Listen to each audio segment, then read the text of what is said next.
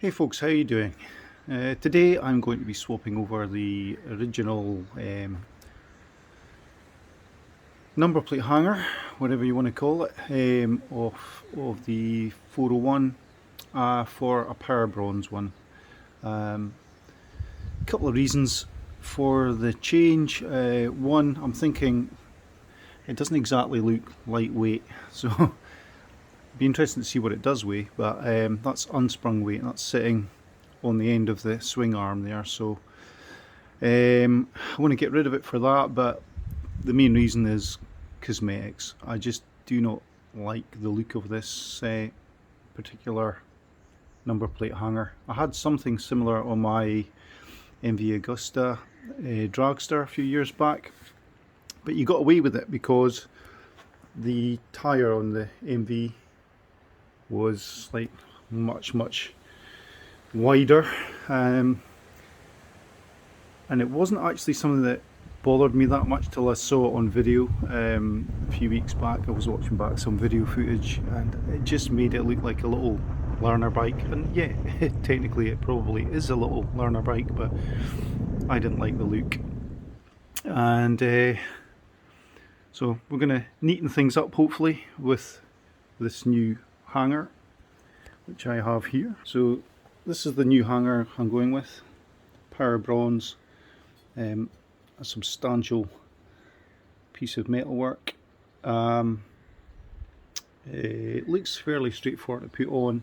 My only concern is rerouting all of the electrics out of here up and to it. I've seen some videos where people are cutting the electrics and shorting them, but I think I'm going to try and get away with just wrapping them in a coil, a loose coil, so that if I have to, or if I want to at some point, I can swap it out and put it back to original. But the main reason I wanted to swap this out was because there's nowhere for bobbin reels. You can put on one side, but this side here you have to buy especially lengthened ones, just because of this extra depth on this swing arm attachment. So yeah, it's not the easiest, and I don't see why I should pay 50 quid for bobbins when they're normally so cheap. So makes life easier for me. One thing I was noticing, I'll put this up here, I think Powerbronze would be onto something if they actually did like a touring edition. So just continue this metalwork over a bit and then have a panel hanging down on each side with slats in it, so you could strap your gear to it a bit easier. I've been looking at systems online for different bikes that people have had to cannibalise them to make them fit the Svartpilen. I saw one with the Ducati Scrambler kit, quite smart, but it was kind of up here, it was mounted and down. But if they could actually put out one of these with that maybe comes out and drops over a bit with a rectangular section, I'd be up for buying that. That'd be really handy.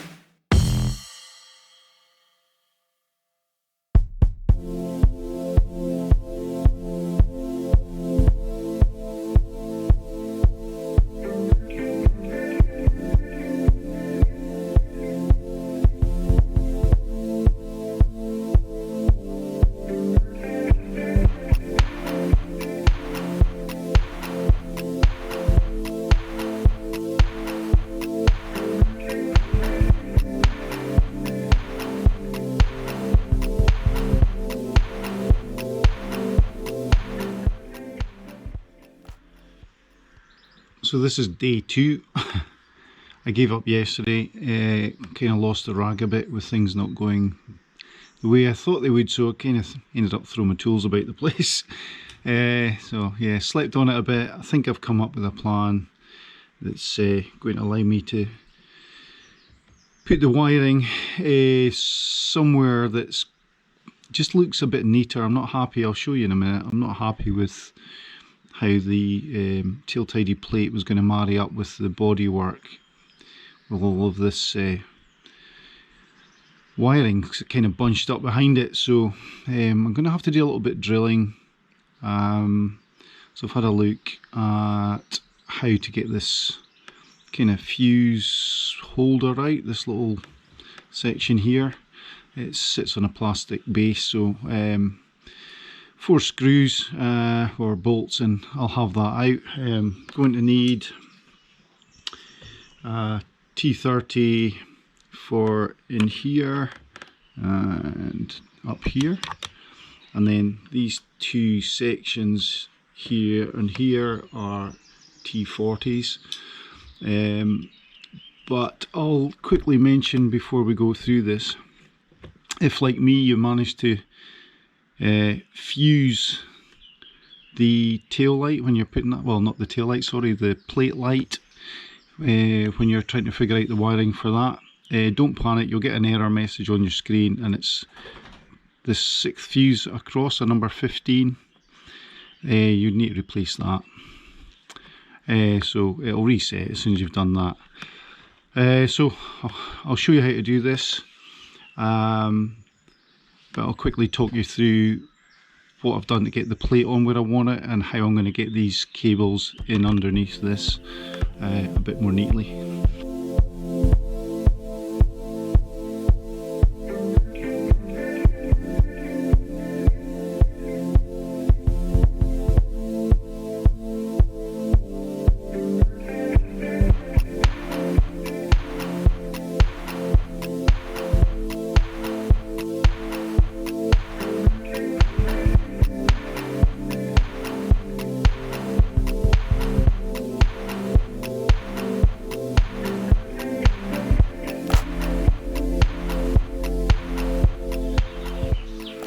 Right, so the kit comes with 4 of these spacers, which you're meant to put on here, and then you put the supplied bolts through there, and then you've got to line it up with the holes for your pillion handle, which are under here, and leave the blanking plate off, and they were wanting you to run the wires through there in between this and the belly pan. And there's a lot in there. There's all of these thick gubbins, so I wasn't happy with how it was sitting, so kind of had a little think about it, and I think, well, what I've ended up doing is, I don't know if these come as standard, because I bought this bike new, so I don't know if the spacers are standard issue, but if they are, you're going to use them. It just a lot neater, closes the whole bottom off and stops all the crap getting inside your belly pan. And just to stop these falling out, these little washers, I've just put a little dab of glue on the inside to hold them in place, so I'm not having to juggle lots of parts. Put them in, and then use the original bolts to hold this in place. And then this wire, these wires, I'm going to run through this hole, and then you'll see there I've marked the belly pan. That's where I'm going to drill, and that will pop out in that, under that fuse box, which will make it a lot easier to wire, hopefully. And I'm not worried about leaving a big hole there. It's easily plugged. There's plenty of blanks that you can buy online if you want to put it back to standard and it'll not look rough or out of place.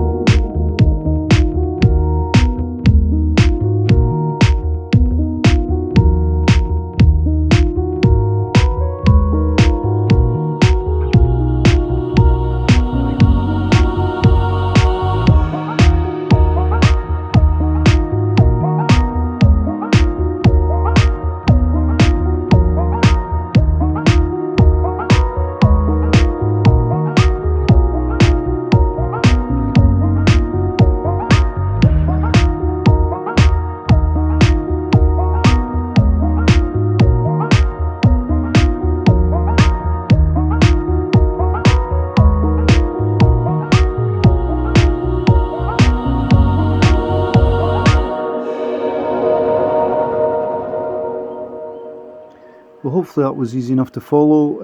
That's everything tightened down, and yeah, I've just fed the cable along and underneath. There's enough room, popped it out here, but while I've been dealing with it, I put a loop into it before I soldered everything up there. That's just taking up the slack. It's not going to get in the way there, and it means that I've not had to cut any cables.